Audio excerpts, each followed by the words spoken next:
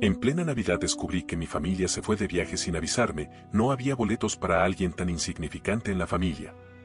Nunca pensé que llegaría el día en el que escribiría algo así, pero aquí estoy, sentada en la soledad absoluta de una casa que hasta ayer consideraba mi hogar, sintiéndome un fantasma dentro de sus propias paredes.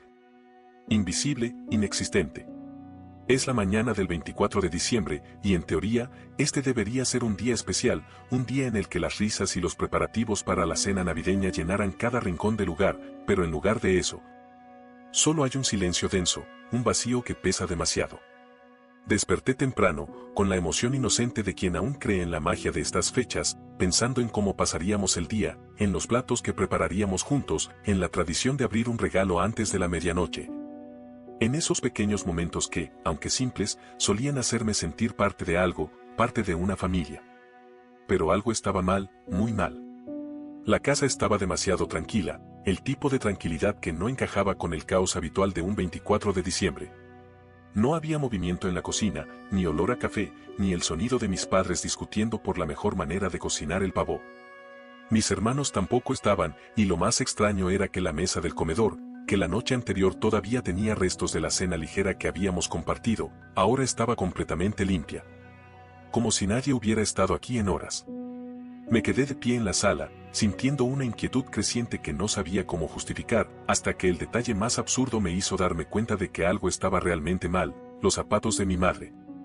Los que siempre dejaba tirados en la entrada, no estaban allí. Subí las escaleras rápidamente, con la respiración agitada por la ansiedad, y empujé la puerta de la habitación de mis padres. La cama estaba hecha de manera impecable, sin ninguna señal de que hubieran dormido allí. Hice lo mismo con la habitación de mis hermanos, con idéntico resultado. Revisé cada rincón de la casa, el garaje, incluso el baño, tratando de encontrar cualquier indicio de que mi familia simplemente había salido por la mañana y volvería en cualquier momento. Pero no había nada. Ninguna nota, ningún mensaje en mi teléfono, ni siquiera una llamada perdida. El silencio era sofocante.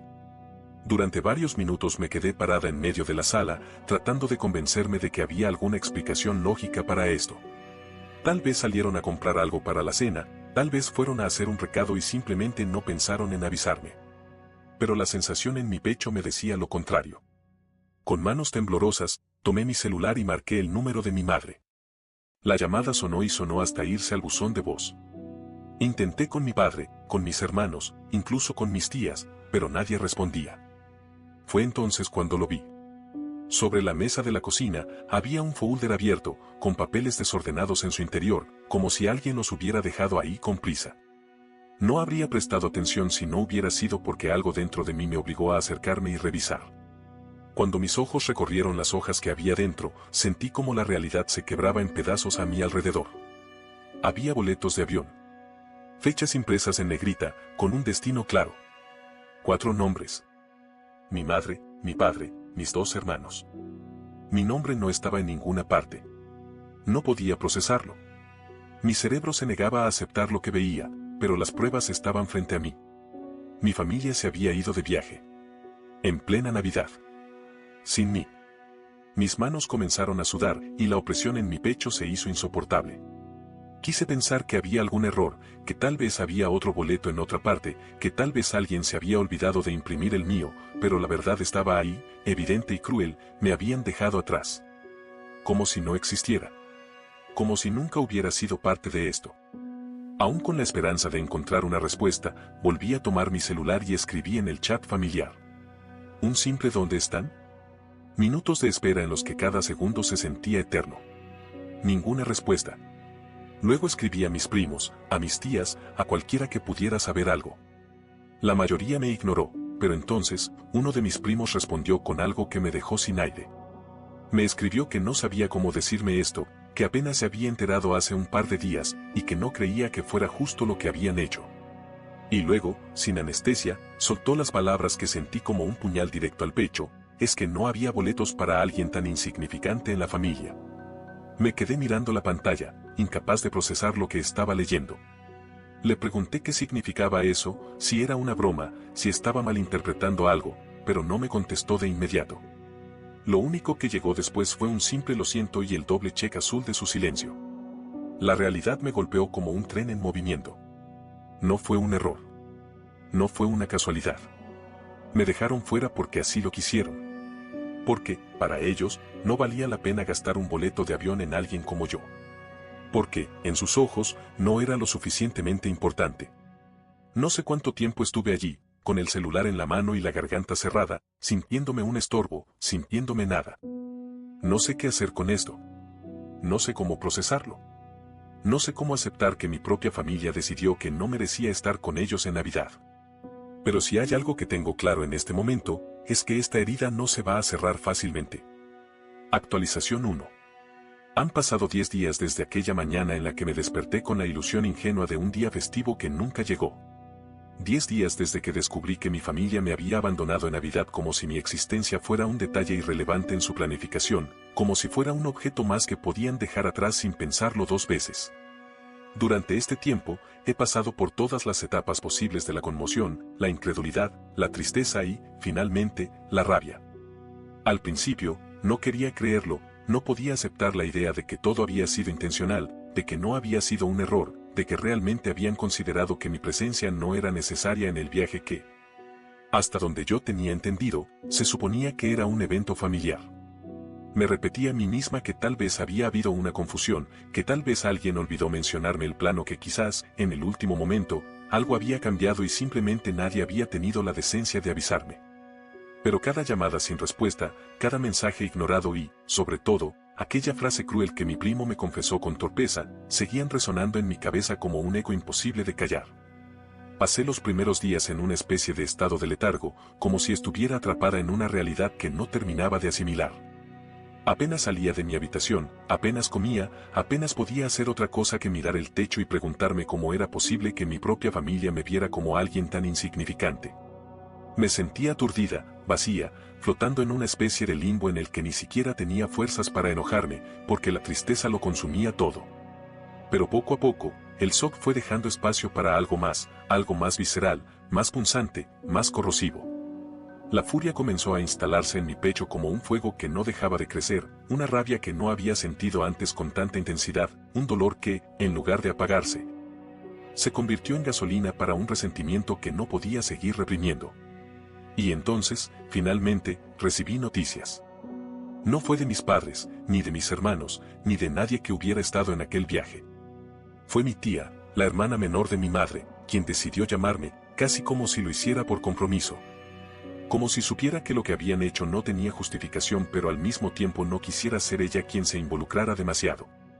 Apenas respondí, su voz sonó con esa falsa calma que las personas usan cuando intentan suavizar un golpe inevitable, cuando saben que lo que están a punto de decir no hará otra cosa que empeorar la situación. Me dijo que había estado ocupada y que por eso no había llamado antes, lo cual ya me pareció una excusa absurda, porque todos en la familia debían saber lo que había pasado y, aún así, nadie había considerado necesario siquiera verificar cómo estaba yo después de lo que hicieron. Después de un breve intercambio de palabras en el que intentó, sin mucho éxito, sonar amable y comprensiva, soltó la explicación que yo había estado esperando. Aunque no había nada en sus palabras que pudiera aliviar el daño. Me dijo que mis padres y mis hermanos estaban en un resort de playa, que llevaban días disfrutando del viaje y que, según lo que le habían contado, no habían tenido la intención de excluirme de una manera cruel. Según ella, simplemente habían asumido que, con mis estudios y mi trabajo de medio tiempo, preferiría quedarme en la ciudad para no interrumpir mis responsabilidades. Lo dijo con tanta naturalidad, con tanta ligereza, que por un momento me pregunté si realmente creía que yo me tragaría semejante mentira. Respiré hondo, cerré los ojos por un instante y le pregunté directamente si de verdad esperaba que yo creyera que todo había sido un malentendido. Hubo un breve silencio al otro lado de la línea, uno de esos silencios incómodos que delatan la verdad antes de que siquiera sea pronunciada. Y entonces, su voz bajó de tono, como si estuviera a punto de decirme algo que no quería que nadie más escuchara. Me confesó que uno de mis hermanos había hecho un comentario que le resultó extraño, algo que la hizo sentir incómoda, pero que en ese momento no le había dado demasiada importancia. Me dijo que mientras hablaban sobre los preparativos del viaje, en una conversación casual, él soltó sin ningún pudor la frase que ya conocía demasiado bien. Es que no había boletos para alguien tan insignificante en la familia.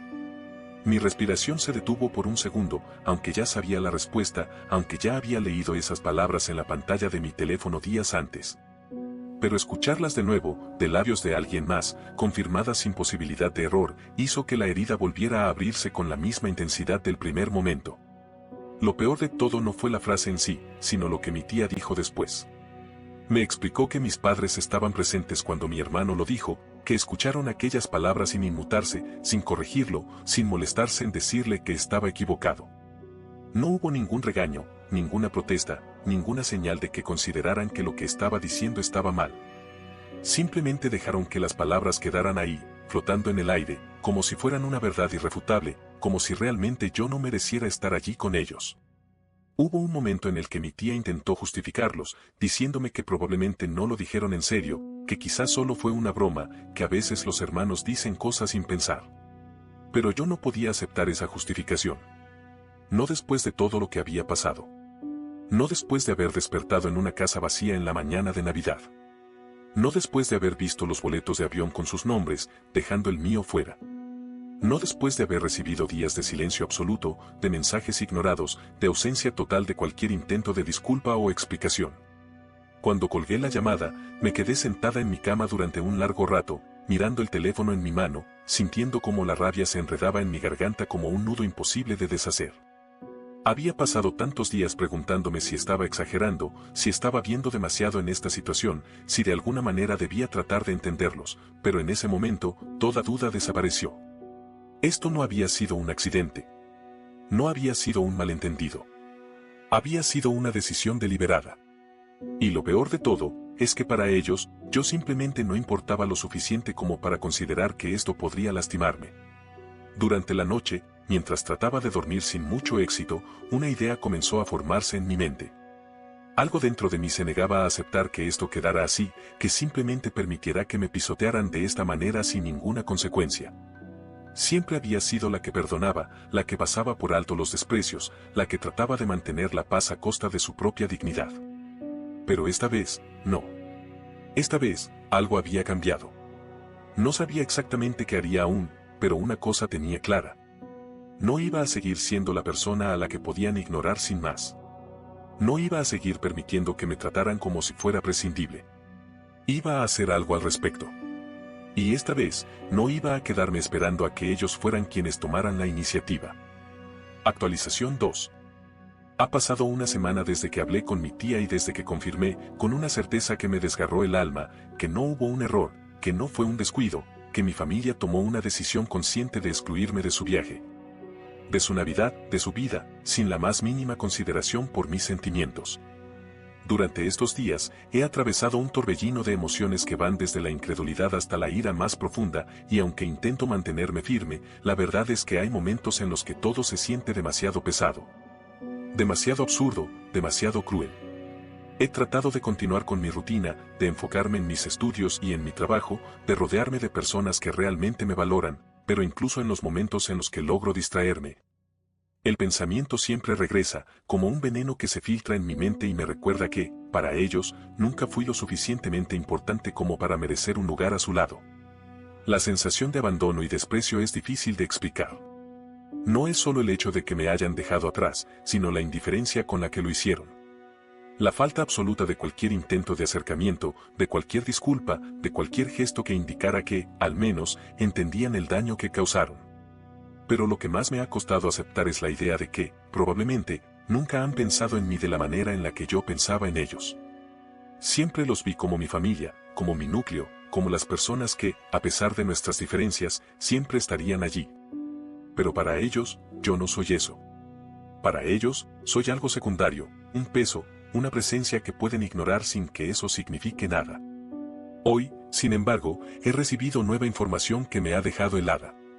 Información que, de alguna manera, me hace ver todo con más claridad, pero que también ha hecho que la rabia en mi pecho se convierta en algo casi incontrolable. Ha sido mi primo quien, nuevamente, me ha contado lo que nadie más se ha atrevido a decirme. Lo llamó una revelación que quizás no debería decirme, como si todavía hubiera algo que pudiera dolerme más de lo que ya me han hecho.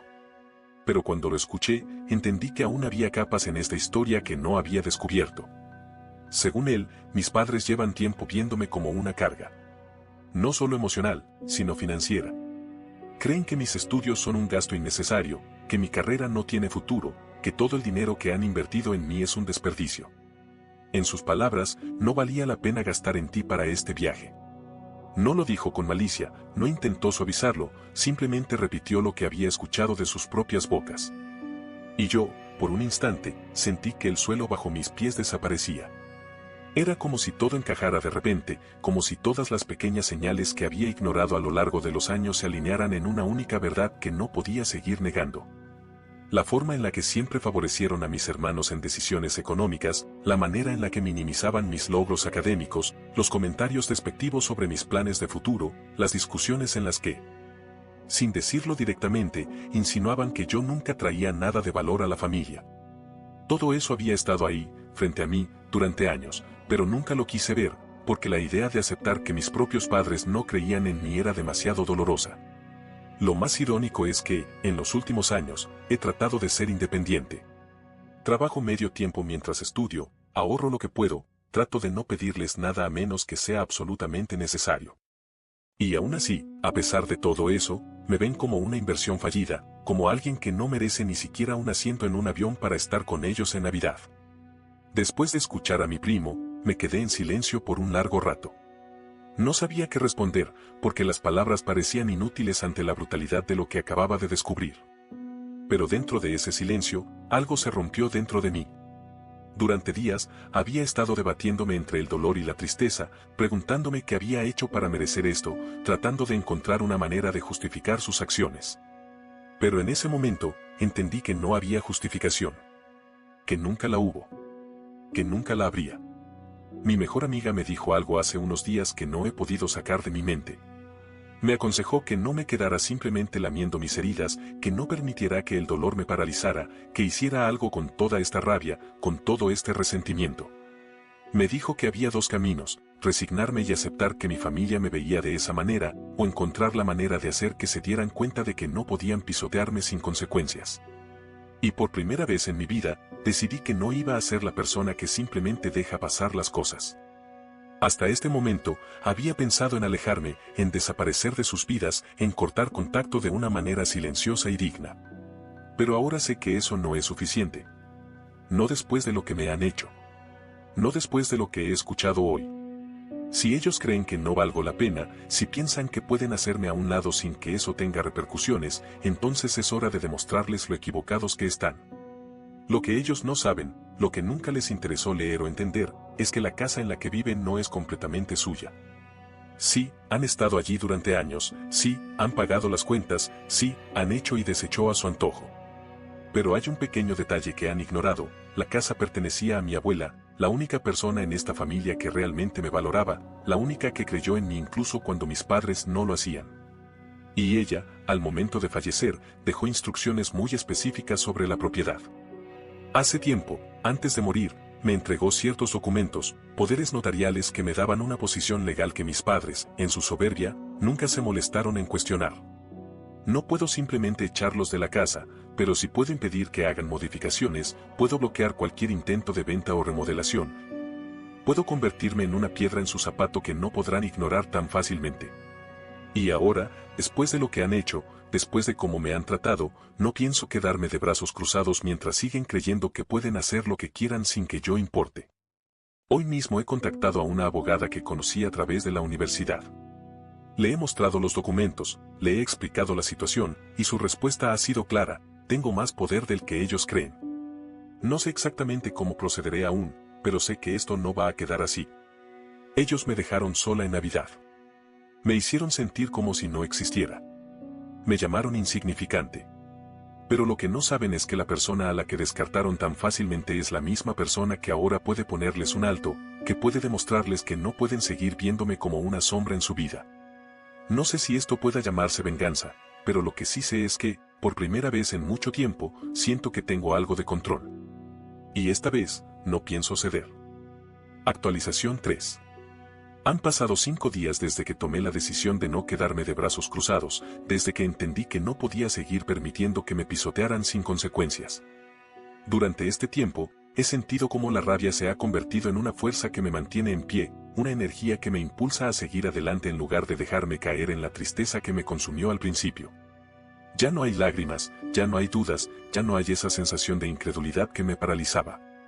Ahora solo queda la certeza de que, por primera vez, voy a tomar las riendas de esta situación y hacer que mi voz se escuche, aunque mi familia haya decidido ignorarla durante años. Ayer, mi familia regresó del viaje. Durante días, evité pensar en ellos disfrutando de sus vacaciones, riendo, compartiendo momentos mientras yo me quedaba aquí, en la misma casa que ellos abandonaron sin pensarlo 2 veces. Intenté bloquear la imagen de ellos en la playa, despreocupados, mientras yo pasaba las fiestas sola, preguntándome qué había hecho para merecer algo así. Pero su regreso lo cambió todo. No porque significara un reencuentro, no porque hubiera alguna intención de arreglar las cosas, sino porque su primera acción al volver fue la confirmación absoluta de que nunca les importó lo que hicieron. No volvieron a casa. No cruzaron la puerta, no me llamaron, no intentaron hablar conmigo. En lugar de eso, se hospedaron en un hotel, como si la simple idea de compartir un espacio conmigo fuera demasiado incómoda para ellos. Fue mi hermano menor quien me lo confirmó, enviándome un mensaje seco, sin emoción, sin remordimiento. Me escribió que mis padres decidieron quedarse en un hotel unos días, por si estoy molesta, como si todo esto fuera un capricho de mi parte, como si estuviera exagerando, como si ellos fueran las víctimas de mi resentimiento. Me dijo que mamá no quería dramas, que preferían esperar a que las cosas se calmaran antes de hablar. Leer esas palabras me provocó una mezcla de furia y decepción que no sabía cómo manejar. No esperaba un recibimiento cálido ni una disculpa sincera, pero la facilidad con la que me descartaron nuevamente, con la que minimizaron lo que hicieron, me dejó claro que jamás hubo un momento en el que consideraran que se equivocaron. Para ellos, el problema no es lo que hicieron, sino el hecho de que yo no lo acepté en silencio, que no lo dejé pasar como seguramente esperaban.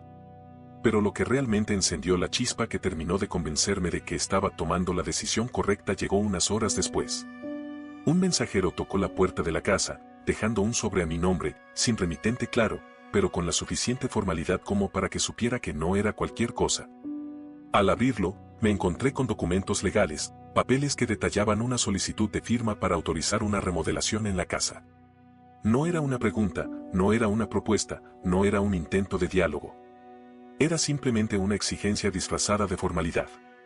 Adjunta a los papeles, había una nota escrita por mi madre, sin ninguna muestra de afecto, sin ninguna señal de que esto era más que un trámite para ella. En su mensaje, decía que esos eran los documentos que debía firmar cuanto antes, porque querían empezar la construcción el mes siguiente. Sin una sola mención a lo ocurrido, sin un intento de acercamiento, sin un intento de reparación. Lo único que le importaba era que firmara. Y la última frase de su nota fue la que terminó de confirmarme que no solo no tenían intenciones de reconocer lo que habían hecho, sino que además pretendían seguir tratándome como si no fuera más que una herramienta a su disposición. Me escribió que agradeciera que todavía pensaban en mí para esto. Como si fuera un favor. Como si debiera sentirme afortunada de que me permitieran participar en algo que, en teoría, también era mío. Como si después de lo que hicieron, todavía tuviera que conformarme con las obras de su consideración. Me quedé sentada en la mesa de la cocina, sosteniendo esos papeles en mis manos, sintiendo cómo el enojo se transformaba en una determinación absoluta. Durante años, permití que me hicieran sentir menos. Durante años, acepté el rol que ellos me asignaron, el de la hija que no se queja, que se conforma, que no exige, que está siempre a disposición de los demás sin recibir nada a cambio. Pero esta vez, no. Esta vez, no iba a hacer lo que esperaban de mí. No firmé los papeles. Ni siquiera respondí el mensaje. En lugar de eso, llamé a la abogada con la que ya había estado en contacto y le expliqué la nueva situación. Le envié una copia de los documentos y le pedí que revisara cada cláusula con detalle, asegurándome de que no hubiera ninguna forma en la que pudieran forzarme a firmar. Su respuesta fue clara: sin mi consentimiento, no podían hacer nada. Legalmente, la casa seguía bajo las condiciones establecidas en el testamento de mi abuela, y cualquier modificación debía ser aprobada por todos los herederos. Por primera vez en mi vida, tenía algo de poder sobre ellos. Y esta vez, no iba a dejarlo ir. Cuando cerré la llamada con la abogada, me quedé observando los papeles sobre la mesa, preguntándome si mis padres habían considerado siquiera la posibilidad de que me negara. Si en algún momento se les pasó por la cabeza que, después de todo lo que hicieron, después de cómo me excluyeron, después de cómo me hicieron sentir insignificante, yo no iba a ser tan estúpida como para seguir dándoles lo que querían sin cuestionarlo. Me pregunté si alguna vez se detuvieron a pensar en cómo me sentía o si, para ellos, mi dolor era tan irrelevante como lo fue cuando decidieron dejarme atrás en Navidad. Tal vez algunos dirían que me estoy volviendo cruel, que estoy dejando que el rencor me consuma, que debería buscar la reconciliación en lugar de alimentar esta guerra silenciosa que apenas comienza. Pero lo único que puedo pensar es en todas las veces que fui yo la que cedió, la que dejó pasar los comentarios hirientes, la que aceptó que siempre estaría en un segundo plano. Y si algo he aprendido en estos últimos días, es que no importa cuánto intentes complacer a personas que ya han decidido que no mereces su respeto. No voy a firmar nada. No voy a facilitarles las cosas. No voy a seguir siendo el cero a la izquierda en esta familia. Mi padre todavía no ha aparecido en persona, pero sé que lo hará. Sé que, cuando vea que no he firmado, cuando se dé cuenta de que no tiene control sobre esto, vendrá a buscarme, convencido de que aún puede manipularme como siempre ha hecho. Pero esta vez, lo estoy esperando con algo más que resignación. Esta vez, no voy a ser la que se doblegue.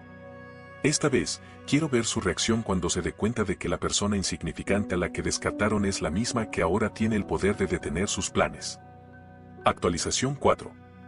Han pasado 3 días desde que recibí los documentos, desde que decidí que no iba a firmar nada. Desde que confirmé en mi propia mente que no iba a seguir dándoles lo que querían sin que siquiera se molestaran en reconocer lo que habían hecho. Durante estos días, he esperado pacientemente a que el siguiente movimiento llegara de su parte, porque sé cómo son, sé que mi silencio no iba a ser ignorado por mucho tiempo. Sé que cuando se dieron cuenta de que no habían recibido mi firma de inmediato, la frustración comenzó a instalarse en ellos como una incomodidad creciente. Y como lo esperaba, el golpe no tardó en llegar. Hoy, finalmente, mi padre vino a hablar conmigo. O más bien, vino a exigirme respuestas, porque en su mundo, en la forma en la que siempre ha funcionado su lógica, yo no soy alguien con la capacidad de tomar decisiones por cuenta propia. Yo no soy alguien que pueda desafiarlo sin que eso tenga consecuencias. Él llegó con la seguridad de quien cree que todo se resolverá en cuanto imponga su presencia, con la certeza de que, como siempre, cederé ante su autoridad sin cuestionarlo demasiado. Pero esta vez, cometió un error. La visita no fue anunciada, no hubo un mensaje previo, ni siquiera un intento de suavizar la situación. Simplemente apareció en la puerta de la casa con la misma postura dominante de siempre, con esa expresión de fastidio en el rostro que ya me era demasiado familiar. Como si estuviera haciendo un esfuerzo innecesario al estar aquí, como si fuera yo la que estaba complicando las cosas con mi actitud irracional. Se quedó allí, esperando que yo hiciera lo que siempre hacía, que bajara la cabeza, que abriera la puerta sin oponer resistencia. Pero esta vez no lo hice. Lo dejé esperando por un momento antes de finalmente salir al porche, manteniendo mi postura firme, sosteniéndole la mirada sin el menor atisbo de duda. Y entonces, sin rodeos, sin una sola palabra de cortesía, disparó la pregunta con la misma frialdad con la que siempre ha manejado cualquier conflicto: ¿por qué no has firmado los documentos? No hubo un hola, no hubo un ¿cómo estás?, no hubo un intento de abordar todo lo que había sucedido antes. Para él, esto nunca ha sido sobre mí, nunca ha sido sobre lo que me hicieron, nunca ha sido sobre el abandono en Navidad o el desprecio evidente en cada acción. Para él, esto siempre ha sido sobre lo que él quiere, sobre lo que necesita que yo haga, sobre su conveniencia. No respondí de inmediato. Quise ver cuánto tiempo podía soportar el silencio antes de que la incomodidad lo traicionara, antes de que la impaciencia se reflejara en su rostro. Antes de que el control que cree tener sobre la situación comenzara a resquebrajarse. Y cuando finalmente hablé, no le di la respuesta que quería. No le ofrecí una justificación, no le di excusas. Simplemente dije lo que era cierto, lo que había estado conteniéndome durante días: no voy a firmar. El cambio en su expresión fue inmediato. Su mandíbula se tensó, sus ojos se entrecerraron levemente, y la ira contenida en su cuerpo se hizo visible en la forma en la que se cruzó de brazos, en la rigidez de su postura. No estaba acostumbrado a que le dijera que no. No de esta manera. No con tanta firmeza. Intentó mantener la calma, pero su tono traicionaba la frustración que intentaba esconder. Dijo que esto no tenía sentido, que no entendía por qué estaba complicando algo tan simple, que todo esto se habría resuelto en cuestión de minutos si tan solo hubiera hecho lo que debía.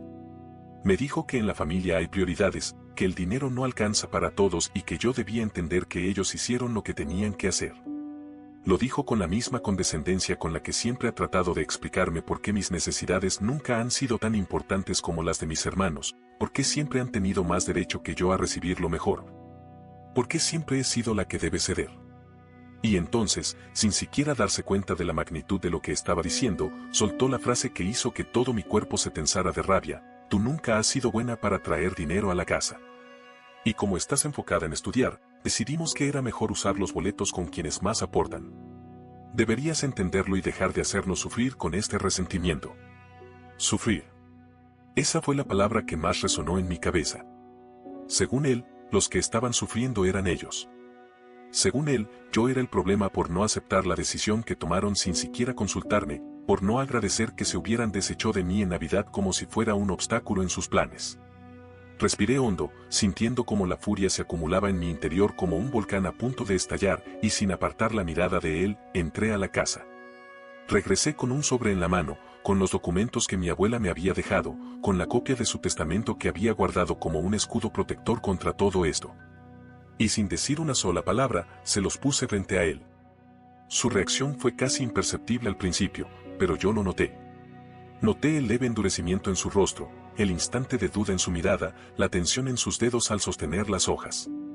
Lo vi escanear las palabras, la manera en la que su cerebro comenzaba a procesar lo que estaba viendo, la forma en la que su autoridad, su control absoluto, comenzaba a desmoronarse.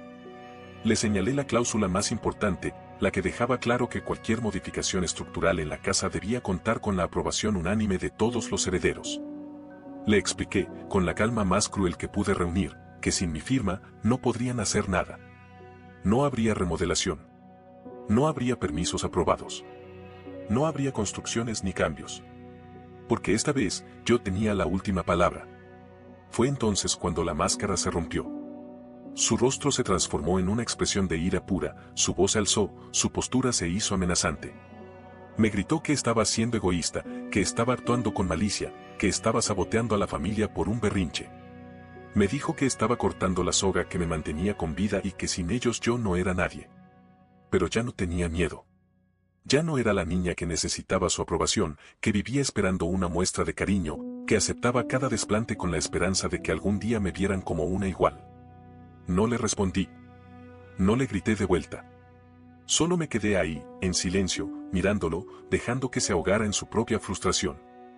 Cuando se dio cuenta de que no iba a ceder, cuando entendió que ya no tenía poder sobre mí, me lanzó una última mirada de desprecio y salió de la casa dando un portazo. Me quedé parada en el mismo lugar, con las manos aún cerradas en puños, con el cuerpo tenso, sintiendo como la adrenalina se disipaba lentamente. Y entonces lo supe. Lo supe con una certeza absoluta: esto no había terminado. Esto era solo el principio. Pero por primera vez en mi vida, no me sentí indefensa.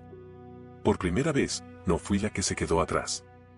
Esta vez, fui yo la que dejó en claro que no voy a seguir siendo la persona que pueden descartar cuando les conviene. Esta vez, fui yo la que puso las reglas. Y si ellos creen que pueden recuperarlo todo sin darme lo que me deben, están a punto de darse cuenta de lo equivocada que ha sido esa idea. Actualización final. Ha pasado un día desde la última conversación con mi padre, desde que vi con mis propios ojos cómo su seguridad se desmoronaba en el instante en el que comprendió que, por primera vez en su vida, no tenía el control absoluto sobre la situación. Desde que sus gritos resonaron en la casa, tratando de aplastarme con la misma autoridad con la que siempre lo había hecho, con la certeza de que, como en tantas ocasiones anteriores, terminaría cediendo, disculpándome, aceptando el lugar que él cree que me corresponde dentro de la familia. Pero esta vez no sucedió. Esta vez fui yo quien cerró la puerta en su cara, quien lo dejó marcharse con su rabia y su impotencia, sin que sus palabras tuvieran el efecto devastador que él esperaba. Y ahora, a tan solo 24 horas de ese enfrentamiento, la situación ha dado un giro que, aunque predecible, sigue teniendo el mismo sabor amargo de todas sus acciones. No se ha puesto en contacto conmigo desde entonces. No ha llamado, no ha intentado volver, no ha enviado ningún mensaje. Pero en lugar de silencio, la respuesta llegó de otro lado. Fue mi madre quien, después de días de ignorarme, después de semanas sin molestarse en darme una sola explicación, después de haber permitido que me quedara sola en Navidad sin el menor atisbo de culpa, decidió finalmente comunicarse conmigo. Y no lo hizo porque sintiera remordimiento. No lo hizo porque realmente quisiera arreglar las cosas. Lo hizo porque necesitaban algo de mí. Recibí su llamada anoche, justo cuando estaba a punto de dormir, como si esperara que el cansancio me hiciera más vulnerable, más fácil de manipular. Su voz sonaba diferente, más suave, más afectada, con ese tono quebrado que solía usar cuando quería dar lástima, cuando necesitaba hacerme sentir culpable sin decirlo directamente. Dijo que no quería que esto siguiera escalando, que no deberíamos estar peleando por cosas sin importancia. Que lo único que querían era que firmara los papeles para que todo volviera a la normalidad. Normalidad. Esa fue la palabra que me hizo soltar una risa seca, una risa sin humor, una risa que llevaba toda la carga del sarcasmo y la incredulidad que su petición me provocaba. Para ella, lo que hicieron, la manera en la que me hicieron sentir como si no valiera nada, como si no fuera más que un estorbo en sus vidas, no era más que un simple problema sin importancia.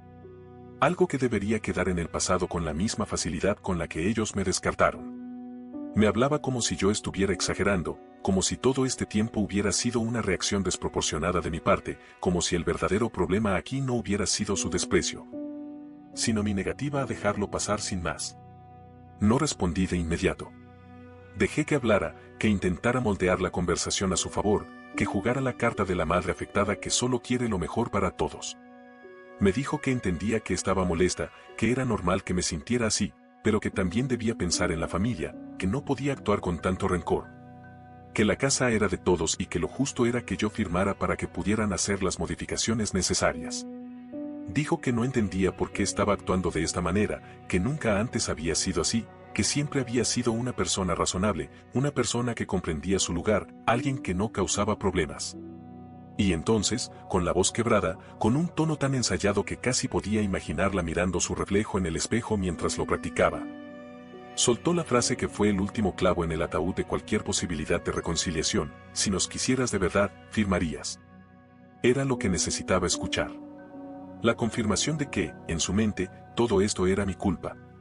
De que el problema nunca fue lo que hicieron, sino el hecho de que yo no lo acepté sin pelear. De que su idea de amor familiar estaba condicionada a mi obediencia, a mi sumisión, a mi capacidad de tragarme el desprecio sin protestar. Respiré hondo, sintiendo cómo la rabia latía en mis venas con cada palabra que pronunciaba, y cuando finalmente hablé, lo hice con una calma que incluso a mí me sorprendió. Le dije que si ellos me hubieran querido de verdad, nunca me habrían dejado atrás. Que si de verdad me consideraban parte de la familia, nunca habrían permitido que pasara las fiestas sola mientras ellos disfrutaban sin mí. Que si realmente les importaba nuestra relación, no estaríamos teniendo esta conversación solo porque necesitaban algo de mí. Hubo un silencio al otro lado de la línea. Un silencio denso, cargado, como si por primera vez en su vida no tuviera una respuesta preparada, como si no supiera qué hacer ahora que sus palabras no estaban logrando su cometido. Y entonces, sin despedirse, colgó. Me quedé mirando el teléfono durante varios minutos después de eso, sintiendo una mezcla extraña de emociones. No era tristeza. No era arrepentimiento. Era una sensación de cierre, de certeza, de algo que finalmente encajaba en su lugar. No me han vuelto a contactar desde entonces, pero sé que esto no ha terminado. Sé que intentarán algo más, que buscarán otra forma de hacerme ceder, que tratarán de encontrar un punto débil en mi determinación. Pero esta vez, no lo tienen. Esta vez, no hay forma de que me hagan retroceder. He hablado con la abogada y hemos redactado una carta formal en la que les dejo en claro mi posición. No voy a firmar nada hasta que reciban mi propia solicitud, un documento en el que exijo una disculpa por escrito, un reconocimiento de lo que hicieron, y un compromiso firmado de que nunca volverán a tratarme como si fuera menos. No quiero regalos, no quiero dinero, no quiero que intenten compensarlo con palabras vacías. Solo quiero la verdad, la aceptación de que me lastimaron, el compromiso de que no volverán a tratarme como si fuera prescindible. Si no lo aceptan, si se niegan, si creen que pueden seguir ignorándome y simplemente presionarme hasta que ceda, entonces no obtendrán nada de mí. No firmaré. No colaboraré en ninguna remodelación. No facilitaré nada de lo que necesitan. No sé qué harán ahora. No sé si intentarán manipularme de otra manera, si intentarán hacerme sentir culpable, si buscarán aliados dentro de la familia para hacerme quedar como la villana en esta historia. Pero lo que sí sé es que, pase lo que pase, no volveré a ser la persona que baja la cabeza y acepta su destino sin pelear. Nunca imaginé que llegaría a este punto, que mi relación con mi familia llegaría a un nivel en el que necesitara condiciones legales para que me respetaran. Pero aquí estamos. No sé cómo terminará esto, pero por primera vez en mucho tiempo, siento que tengo el control de mi propia historia. Y no pienso soltarlo. No olvides dejar tu opinión en los comentarios, dejar tu like y compartir este video.